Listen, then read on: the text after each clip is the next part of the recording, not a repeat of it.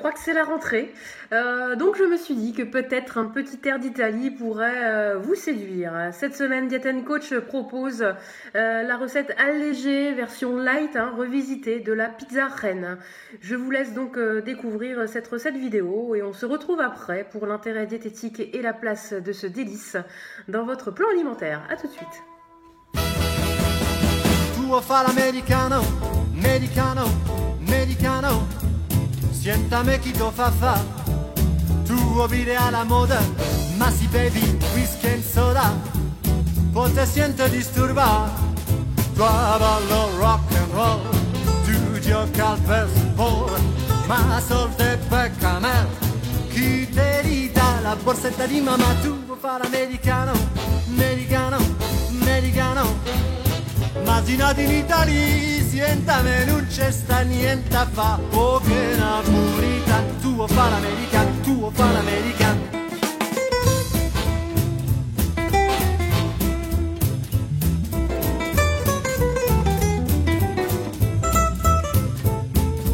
Come te può capire chi t'avo bene. Alors, les intérêts diététiques donc, de cette pizza reposent sur les éléments qui la composent. Alors, déjà, vous l'avez constaté, on n'a pas de pâte à pizza, donc ça nous permet de gagner en kilocalories et d'avoir une meilleure répartition des nutriments. On va utiliser une tortilla, donc oui, c'est un petit peu gras, mais comme ici, on n'ajoute pas du tout donc, de matière grasse dans notre recette, ça ne pose pas de souci. Ensuite, on va utiliser donc des viandes peu grasses, le bacon et le jambon décoiné dégraissé. Donc, il y a un intérêt ici, à savoir que le bacon, il est 3,5 fois moins gras qu'une viande classique. Ensuite, on utilise donc la mozzarella qui est bien moins grasse que l'emmental. Je vous l'accorde, oui, ça reste du fromage, mais pour la quantité utilisée, ça ne pose pas de souci ici. Alors ensuite, j'ai mené cette semaine donc une étude comparative avec une pizza du commerce. Alors sans vouloir l'incriminer, c'est celle qui s'apparentait plus à celle proposée cette semaine chez Diet & Coach. Donc c'est la Sodebo l'Oval jambon fromage. L'étiquette va apparaître là ou là ou là, je ne sais pas où, mais elle va apparaître avec les valeurs nutritionnelles. Alors si on compare rapidement, qu'est-ce qu'on apprend? On apprend que la pizza Diet & Coach est 2,5 fois moins calorique, qui a 6 grammes de sel en moins, 6 grammes, c'est énorme, et puis 15 fois moins sucré, et on a aussi un petit peu moins de lipides, environ une cuillère à café en moins.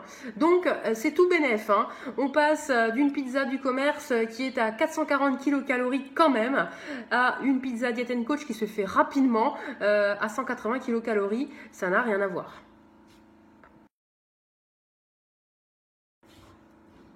Alors, quelle est la place de ce plat dans votre plan alimentaire? Alors, pizza à consommer plutôt le midi. La tortilla remplace vos féculents.